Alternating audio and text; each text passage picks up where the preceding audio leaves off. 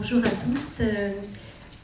Merci de me donner l'opportunité de présenter mes travaux. Je suis ici notamment suite à l'invitation faite par Françoise qui a voulu que je vous fasse un peu un bilan des travaux qu'on a. Donc, je vais présenter seulement mes travaux, et pas que, sur la relation qu'il y a entre sol et pérennité des prairies.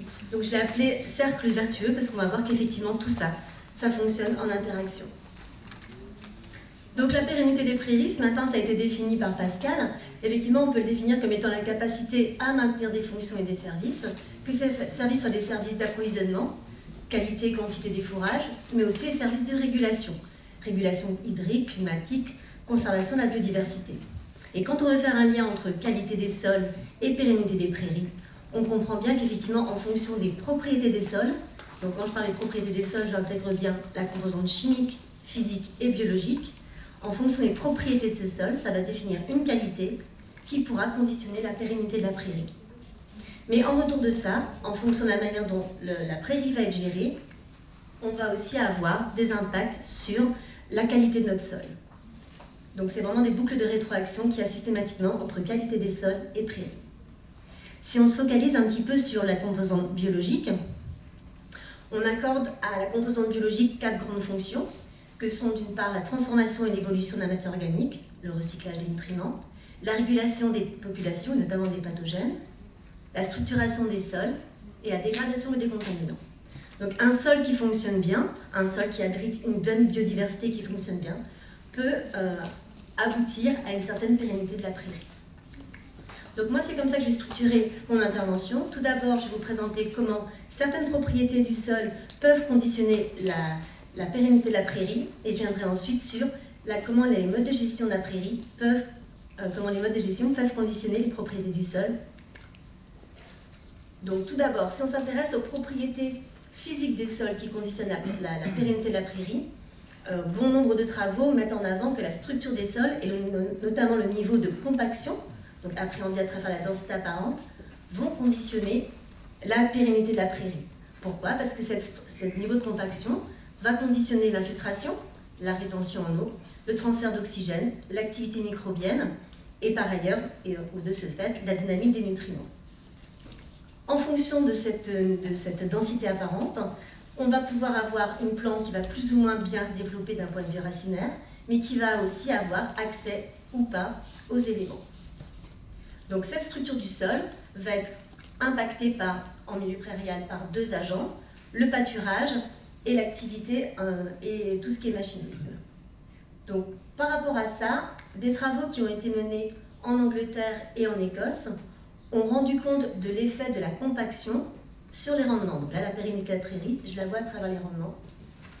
Donc ici, vous avez la partie, donc, hop, pointeur. Donc ici, tremplin, ça c'est quand c'est pâturé, l'effet du tracteur, et quand c'est non compacté. Ces chercheurs ont mis en évidence que l'effet de la compaction lié au pâturage ou aux engins peut être vraiment délétère sur les rendements, puisque le pâturage pouvait conduire à une diminution de 7,8% des rendements, et les engins, quant à eux, peuvent amener à une réduction de 7,4% des rendements. Donc l'action en fait, du pâturage ou des engins a vraiment un effet très délétère sur les rendements. Cela étant, ce qu'ils ont mis aussi en évidence, c'est que cet effet est très conditionné par la texture du sol. En effet, donc on avait 2 textures différentes. En Écosse, une texture plutôt limono-argileuse. En Angleterre, une texture plutôt sablo-limoneuse. Et ce qu'on peut voir, c'est que si on s'intéresse à l'effet du pâturage, la texture limono-argileuse va avoir un effet important et plus important que la texture sablo-limoneuse. Quand on s'intéresse à l'effet des engins, encore une fois, la texture limono-argileuse va avoir un effet, va aboutir à une diminution bien plus importante que les textures sablo-limoneuses. Donc, prendre en compte la texture d'un sol, c'est fondamental dès lors qu'effectivement, on veut appréhender l'effet du pâturage ou l'effet des engins. Donc, on voit bien que les textures les plus fines vont présenter un risque de tassement et de compaction plus important. Ce qui a été mis aussi en évidence, c'est la variabilité temporelle, une variabilité interannuelle, mais aussi une variabilité intra-annuelle. Et ce qu'ils ont pu voir, c'est que c'était essentiellement en période pendant le mois de mai que l'effet de la compaction était encore plus délétère. Et cet effet pouvait être très important puisque ça pouvait conduire, sous l'effet de la compaction liée aux engins, à une diminution de 37% des rendements. Donc cet effet de la compaction, conditionné par les propriétés texturales, mais aussi la variabilité temporelle, peut aboutir à des pertes très importantes. Si on s'intéresse maintenant aux propriétés biologiques des sols qui vont agir sur la pérennité, quels sont les acteurs majeurs en fait, de la structuration des sols parmi cette biodiversité? Les lombriciens sont vraiment reconnus comme étant les ingénieurs physiques du sol, considérés comme étant les intestins des sols par Aristote ou encore les laboureurs des sols par Darwin, tout simplement à travers leur capacité à forer, à creuser des galeries, mais aussi à mélanger matière organique et matière minérale. Donc, un tout petit rappel, je sais que la plupart d'entre vous sont au fait de ça, mais juste parce que je vais en parler beaucoup. Donc, on est d'accord que parmi les vers de terre, il y a ce qu'on appelle les épigées, ces individus de petite taille qui vivent à la surface du sol et qui vont être très importants sur tout ce qui est dynamique de la matière organique. Ensuite, on a les vers de terre de type endogés qui vivent dans le sol, qui vont creuser des galeries qui sont temporaires et qui, pour le coup, vont agir sur la capacité de rétention en eau du sol. Et enfin, on a les vers de terre anéciques qui sont beaucoup plus grands, pouvant atteindre 1 mètre en France de long. Eux, ils vont creuser des galeries qui sont permanentes et qui vont participer à l'infiltration, à la dynamique de la matière organique et à la réduction de l'érosion parce qu'ils vont produire des déjections qui seront à la surface du sol. Donc ces vers de terre-là vont avoir un rôle sur le fonctionnement du sol et des travaux récents, notamment conduits par des collègues des Pays-Bas, ont mis en avant l'effet de la présence des vers de terre sur les rendements. Donc ce que vous voyez ici, c'est que d'une manière générale, en moyenne, la présence de vers de terre va permettre d'augmenter de 25% les rendements quand on tient compte de toute production confondue. Et si on se focalise sur la biomasse aérienne, on va avoir une augmentation de 23%. Si on se focalise maintenant en système prairial, on va voir qu'on va avoir une augmentation de 24%, alors qu'on aura 31% en céréales, mais on a 24% d'augmentation dès lors qu'on a des vers de terre qui sont présents. Et l'effet est d'autant plus marqué qu'on n'a pas de légumineuses. Vous voyez ici, sans légumineuses, l'effet est encore plus marqué. On a 30% d'augmentation des rendements, alors que si on est en présence des légumineuses, on aura juste une augmentation de 10%.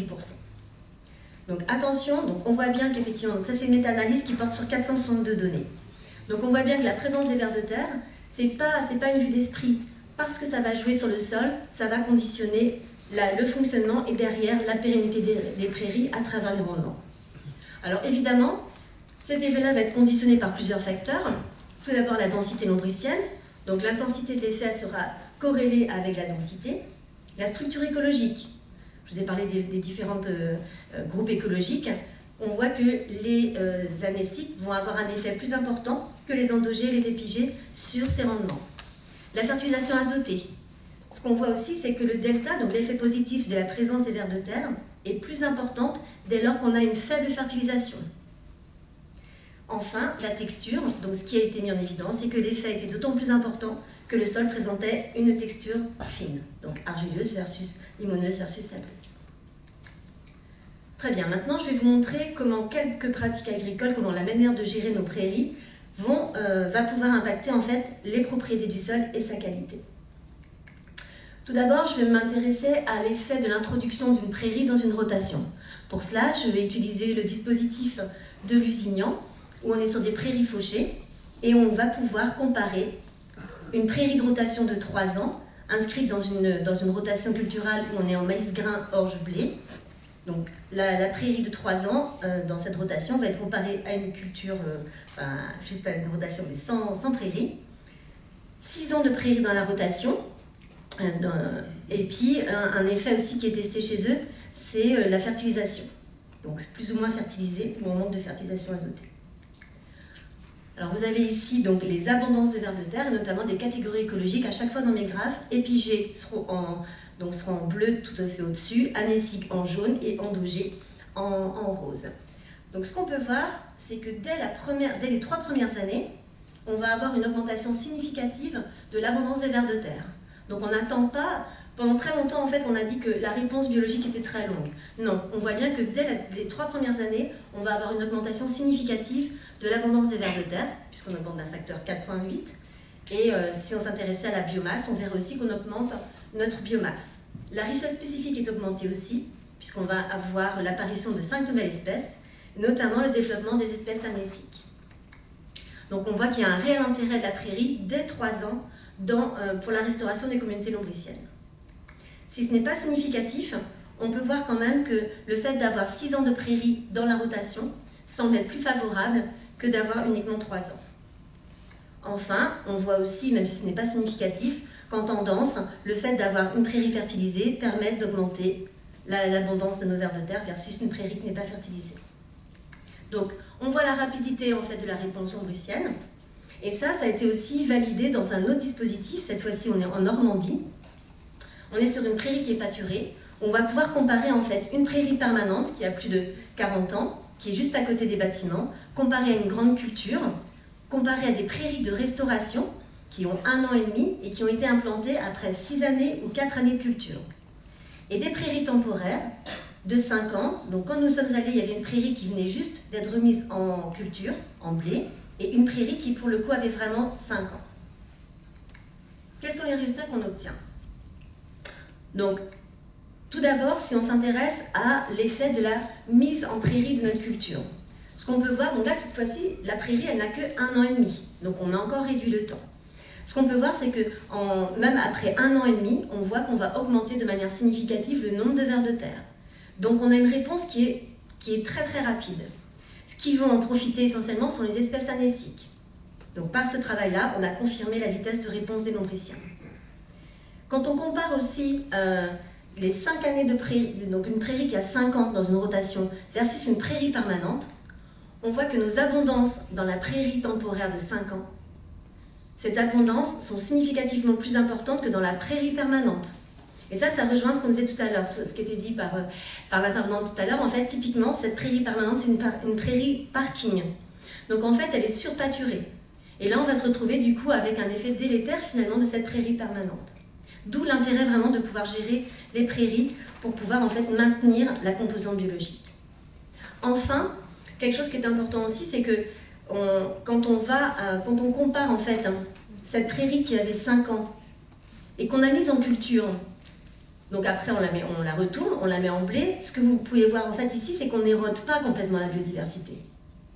On ne sait pas parce qu'on va labourer une fois, c'est parce qu'on va mettre en culture que pour le coup on va tout faire chuter. Donc même si effectivement on a une diminution d'abondance, cette diminution va notamment se voir au travers des épigées et les anéciques, malgré tout on n'a pas de remise à zéro. Et ces travaux-là avaient été, donc c'est dans le cadre d'un programme, excusez-moi, bioindicateur, et ces résultats avaient été confortés aussi par l'étude d'autres indicateurs des sols. Notamment, on avait vu un effet positif de 50 prairies ou de prairies permanentes comparées à la grande culture. Ça, c'était pour tout ce qui était densité fongique, donc des champignons. Par contre, ce que vous pouvez voir, c'est que le délai de la réponse, là, quand on a 1 an, quand on a une prairie qui a 1 an et demi, là, pour le coup, il n'y a pas de différence significative. Donc, le délai de la réponse, tout à l'heure, je vous ai dit qu'au bout d'1 an et demi, il y avait une réponse, ça va quand même dépendre du taxa auquel on s'intéresse. Enfin, si on s'intéresse au colombol, par exemple, et bien encore une fois, ici, grâce au colombol, on avait mis en évidence que l'effet délétère de nos prairies permanentes par rapport à notre prairie de rotation. Donc, la prairie permanente peut héberger une bonne biodiversité, mais attention, elle peut aussi être délétère en fonction de la manière dont on la gère. Si maintenant on va sur une vision beaucoup plus multicritère, on a, à travers un projet européen qui s'appelle Solman, on a voulu tester ou étudier l'effet de l'introduction de prairies, cette fois-ci sur des services écosystémiques. Donc ça, les services, Pascal vous en parlera en long et en large demain. Mais à travers donc, ce projet, on a essayé de voir quel était l'intérêt d'introduire une prairie dans une rotation sur différents services écosystémiques. Et enfin, un point important aussi, c'est est-ce qu'on peut observer un effet hérité des prairies? Et ça fait écho à ce qui a été dit aussi tout à l'heure par Françoise notamment, ou bien par d'autres intervenants, c'est l'héritage. Est-ce qu'on va voir quelque chose au bout d'un certain temps? Ou est-ce que ça se maintient, ce qu'on a pu voir à un instant donné? Donc pour ce faire, on a encore travaillé avec le dispositif du SOR ACBB Lusignan, où on a travaillé sur 5 services écosystémiques. Tout d'abord, la conservation de la biodiversité, en s'intéressant aux micro-organismes, à la mésofaune, à la macrofaune, le maintien de la stabilité, le maintien de la structure, en utilisant comme indicateur la stabilité structurale, la production de biomasse, à travers la production de fourrage, la régulation de pathogènes à travers l'étude du verticulum wilt et la régulation hydrique en utilisant l'infiltration. Donc l'effet hérité des prairies, c'est parce que vous voyez en fait en 2017, donc les résultats que je vous présente là ont été obtenus en 2017. L'effet hérité, c'est est-ce que quand on a 6 ans de prairies dans notre rotation, donc globalement là ça va représenter 75% de notre occupation des sols, est-ce qu'on a vraiment un effet plus important que uniquement quand on n'a que 3 ans de prairies dans notre rotation, donc notre prairie occupe 50% de notre rotation. Donc je vais vous montrer rapidement, ça ce sont quelques résultats uniquement, mais ça a été publié donc dans l'article fourrage, vous aurez plus d'informations, et puis dans cette publication, vous pourrez aller voir plus en détail aussi. Donc ici vous avez les réponses de l'effet prairie sur les différents services écosystémiques qui sont ici, sur les. Alors, soit il y a l'effet prairie, soit il y a l'effet hérité. Quand l'effet est positionné ici, c'est que l'effet prairie qui est observé. Quand l'effet hérité est positionné ici, c'est que l'effet hérité. Mais quand les valeurs sont positionnées ici, c'est tant un effet prairie qu'un effet hérité. Ce qu'on va pouvoir observer, c'est que d'introduire une prairie dans notre rotation va avoir vraiment un effet positif sur plusieurs services écosystémiques. Ça va être le cas, par exemple, de l'abondance de la macrofaune, mais ça va être le cas aussi de la biomasse microbienne, ça va être le cas de l'abondance, par exemple, de la structure fonctionnelle des collemboles. Pour les effets hérités, ça va aussi avoir des effets positifs. Par contre, certains services écosystémiques n'ont finalement pas répondu au fait d'introduire de la prairie, d'introduire de la prairie, donc à l'instant T, mais aussi il n'y a pas eu d'effet hérité, et notamment pas d'effet, merci, pas d'effet sur la régulation hydrique. Donc l'infiltration ne s'avère pas être augmentée quand on est en système prairial versus le système où on n'avait pas de prairie dans la rotation. Ce qu'on a pu voir, c'est que l'effet sur la conservation de la biodiversité se voyait à différents niveaux. Vous voyez, ça peut être certaines fois sur les abondances, abondance des vers de terre par exemple, abondance aussi des collemboles ou pas, ou abondance des amphitriides, mais certaines fois ça se voit à l'échelle fonctionnelle, ou certaines fois ça se voit à l'échelle de l'activité. Et c'est pour ça que quand on parle de la qualité d'un sol et l'effet en fait de la prairie sur la qualité d'un sol, il faut vraiment prendre en considération toutes ces dimensions, l'abondance, les structures fonctionnelles, mais aussi les activités biologiques. Donc il est vraiment important de caractériser les communautés à travers ces différents niveaux. Enfin, est-ce qu'il y avait un réel intérêt d'intégrer de la prairie de 3 ans versus 6 ans? On a vu que 3 ans de prairie, ou allonger 6 ans de prairie dans la rotation versus 3 ans, ça n'avait pas d'effet significatif sur la production fourragère, que ce soit en termes de quantité ou en termes de qualité, carbone ou azote. Enfin, pour certains aspects, mais cependant, pour certains aspects, on a vu qu'il y avait un réel intérêt d'intégrer 6 ans de prairie dans la rotation, et notamment pour la biomasse microbienne. Donc après ce volet rotation, je vais maintenant m'intéresser à l'effet pâturage, puisqu'on a vu qu'effectivement, le pâturage allait aussi fortement conditionner la réponse biologique. Donc pour ça, je m'appuie sur le dispositif de TET, donc du SOR ACBB, mais à TET cette fois-ci, où on va pouvoir comparer 5 traitements. Un traitement avec une pression forte, alors attention, on est quand même en système extensif, donc avec une pression forte de bovin, avec une pression faible de bovin, une pression faible d'ovin, et puis on va comparer ça à l'abandon et à de la fauche.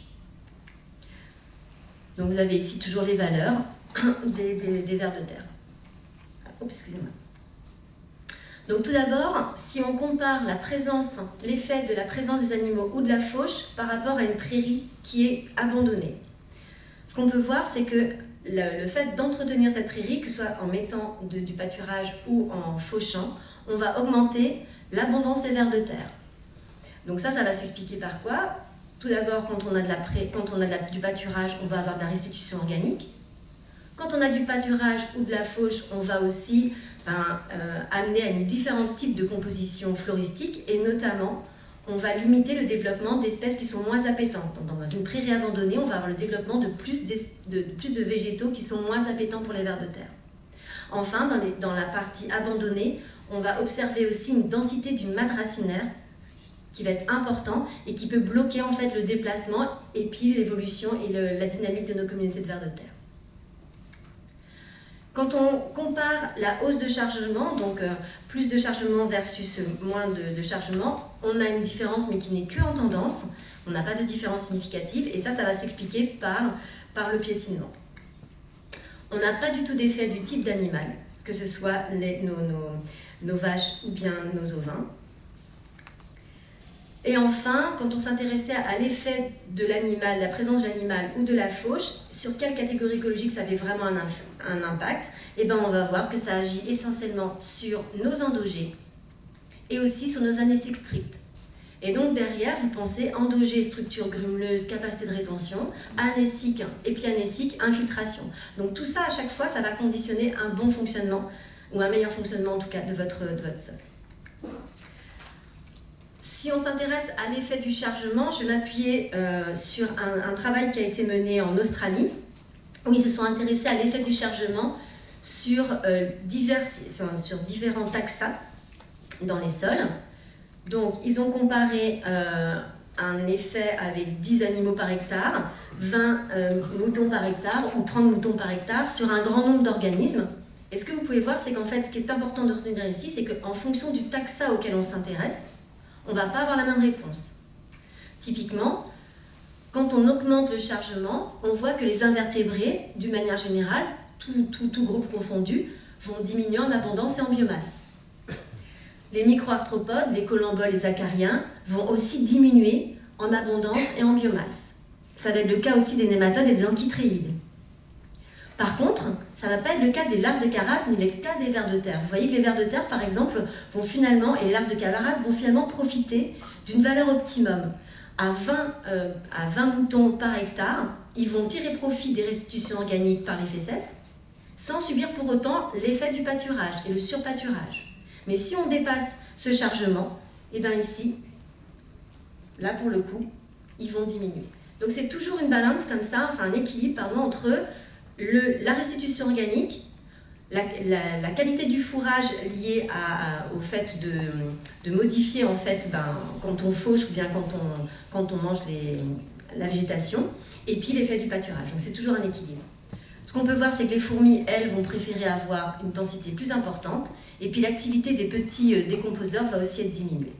Donc, ce qui est vraiment important, c'est qu'on a un effet variable du chargement sur la biodiversité des sols en fonction des organismes. Et à chaque fois, pensez quid de la conséquence sur le fonctionnement du sol. Donc, je finis maintenant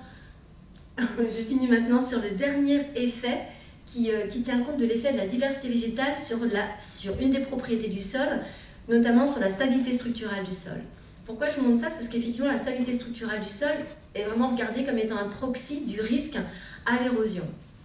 Donc, des travaux qui ont été menés sur le dispositif allemand du Jena Marx Institute montrent qu'en fait, la stabilité structurale, qui est ici, est conditionnée par plusieurs choses. Par la production, la biomasse racinaire, par la teneur en carbone organique des sols, par la biomasse microbienne, et certaines fois, ça peut être aussi conditionné par l'activité des vers de terre.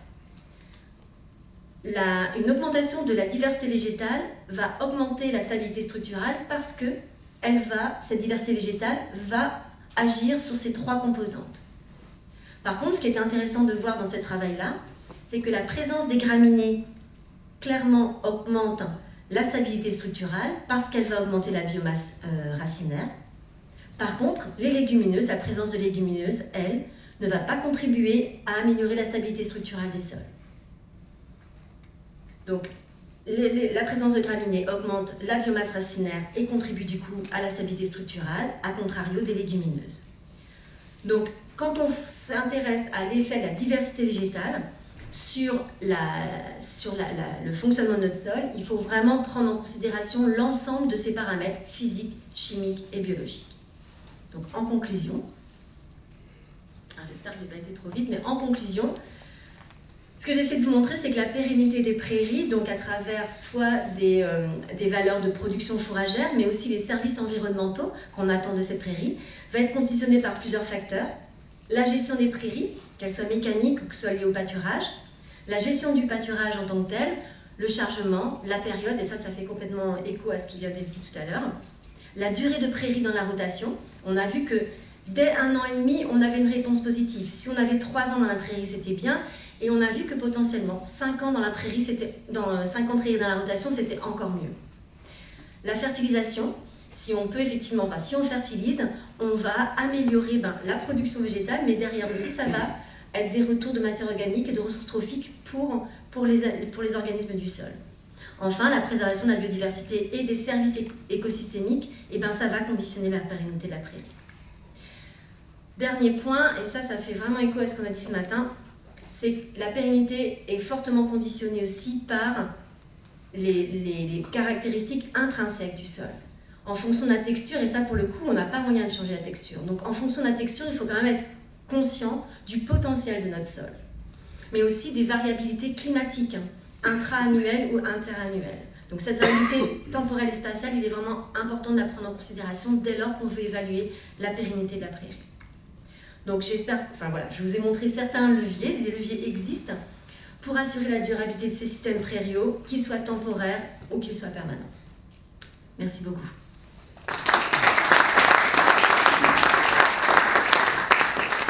Merci pour cet exposé complet, dense, et il y a de la matière, je pense, à exposer. Une ou deux toutes petites questions, même si je suis certain que ça soulève beaucoup de questions, l'exposé. Oui, Ludovic, merci. Original. J'avais une question toute bête de cuisine. Comment on fait pour compter les vers de terre? Et c'est quoi l'entité statistique quand tu es dans une grande parcelle? Vous faites plusieurs spots de mesure pour avoir de la diversité? Alors voilà, c'est ça. Alors après, on va avoir deux méthodes qui vont être un peu différentes. Là, tout ce que je vous ai montré comme résultat, ce sont des résultats issus d'une méthode où on prélève avec un extractant chimique sur une surface qui fait 1 mètre carré. On refait ça 3 fois au moins, donc pour avoir 3 mètres carrés. Et ça, à chaque fois, c'est conduit dans des dispositifs où c'est organisé par bloc. Donc là, on a de la répétition, on a des pseudo-réplicas, plus on a des... On fait sortir les vers de terre. Donc on fait sortir les vers de terre une première fois avec un extractant chimique, et ensuite, donc les vers de terre de type épigée et anécique sont très sensibles à ça, parce qu'ils sont connectés à la surface. Mais les endogés sont un peu moins sensibles. Donc pour pouvoir pallier à ce biais, on va prélever un bloc de sol, après avoir fait l'extractant chimique, et on va trier ça manuellement. Et là, on va avoir vraiment une image la plus complète, parce qu'elle est sur une grande surface, et puis parce qu'elle a pris... parce que les vers de terre anéciques, ça peut descendre jusqu'à... ça peut descendre très très très profond, ça peut descendre jusqu'à 1 mètre de profondeur. Mais, alors juste, si je peux me permettre, c'est parce que ce que je vous ai montré là, c'est vraiment ce protocole-là. Après, il y a aussi une méthode qui est un peu plus utilisée maintenant, qui est notamment transférée aux agriculteurs, parce que c'est plus facile à mettre en place, c'est un seul prélèvement de bloc de sol. On prélève un bloc de sol qu'on trie manuellement. Et pour compenser en fait le fait que certains anéciques peuvent descendre en profondeur, on va mettre de la moutarde ou un extractant dans le trou. Et ça, pour le coup, il ne faut pas faire que 3. Il faut en faire au moins 6. Donc ça peut être assez... Bon, et manifestement, toutes ces petites bestioles sont bien intéressantes. Et on a vu qu'il y avait plein de facteurs de variation, etc. Mais concrètement, comment on peut faire pour augmenter leur présence? Ça ne se sème pas, ces petites bestioles? On peut se mettre des lombriques? Alors, on peut. Alors, ça, c'est l'inoculation, effectivement. On est en train de revenir un petit peu là-dessus. Dans les années 82, donc là, il y a des gens qui sont pas venus dans la salle, apparemment, mais dans les années 82, en Australie, en Nouvelle-Zélande, pardon, ils avaient fait des tests comme ça. Ils avaient introduit des vers de terre et ils avaient montré qu'on pouvait augmenter de 300% les rendements. Donc, dans une prairie, typiquement. Nous, en Europe, quand j'ai fait de la revue par rapport à ça, à ce jour, quand j'ai fait ma revue, c'était encore trop coûteux d'inoculer des vers de terre. Mais maintenant, c'est en train de revenir. Donc les Anglais, par exemple, ont fait ce qu'on appelle des unités. Donc c'est des sachets dans lesquels il y a des vers de terre, donc des anéciques et des endogés, un certain volume de sol, avec une certaine densité dans la parcelle, et pour pouvoir en fait permettre aux vers de terre après de coloniser. Donc ça c'est quand on veut inoculer. Mais après, nous, ce qu'on dit aux agriculteurs, c'est plutôt réfléchir aux pratiques. Donc typiquement, introduire des prairies dans la rotation, on a vu que ça répondait rapidement. En fait, il faut s'assurer de la qualité du gîte et de l'habitat. Et donc il faut avoir de la ressource trophique, et puis il faut perturber au minimum l'habitat. Donc réduire le travail du sol, ça c'est certain. Réduire aussi... réduire les dommages, des dommages physiques de l'animal. Un ver de terre coupé en deux, ça ne fera jamais 2 vers de terre, on oublie. Un ver de terre coupé en deux, au mieux ça fait un ver de terre, au pire ça fait 0 ver de terre, et c'est plus souvent. Notamment les anéciques. Les anéciques coupés en deux, ça fait 0 ver de terre. Donc réfléchir à toutes ces... Mais il y a des leviers, hein. C'est ça, c'est réduction du travail du sol, c'est apport de la matière organique, c'est allongement des cultures, et puis mettre des prix dans la rotation. Ok. Toute petite question, parce qu'on Promis. prend du retard. Question de compréhension sur le premier graphique, mais c'est en partie en lien, je pense, avec ce que vous venez de dire. J'ai pas bien compris, les plus 20 ou 30% de rendement, on est d'accord, c'est pas binaire, c'est pas j'ai des lombriques ou j'en ai pas. Du coup, c'est quoi 20-30%? C'est l'enjeu max entre je suis dans un milieu entre guillemets stérile et j'ai le maxi, ou c'est des choses artificielles, entre guillemets, hein, où on prend des sols qu'on inocule et on perd la courbe de réponse à la présence des lombriques? Non, c'est une question pertinente. En fait, effectivement, il y a beaucoup de... Sur les 462 data qui ont permis de faire cette méta-analyse, en fait, il y a une partie qui vient d'expérimentation au labo, où pour le coup, on compare 0 VDT, enfin 0 ver de terre, versus des vers de terre. Donc là, c'est vraiment stérile en termes de vers de terre versus on a des vers de terre. Donc ça, c'était une partie des résultats étaient comme ça. Et puis une autre partie, en fait, c'était quand ils étaient sur le terrain, ils estimaient que quand la valeur du contrôle correspondait à 10% de la valeur du traitement, ça, c'était considéré comme étant... excusez-moi, le contrôle, donc considéré comme étant 0 ver de terre en système contrôlé, par exemple, quand on était en système naturel, parce qu'on n'a jamais 0 ver de terre, c'est juste pas possible. Donc à partir du moment où la densité représentait 10% de ce qu'on avait dans l'autre traitement, où on faisait les autres mesures, et ben ça, c'est comme ça qu'on mesurait le delta. Vous voyez? Pas bien. Pas bien. Donc, On en parlera au cocktail. ouais. Autour d'un verre. Ouais. Autour d'un verre, Autour d'un exact. verre. Merci bien.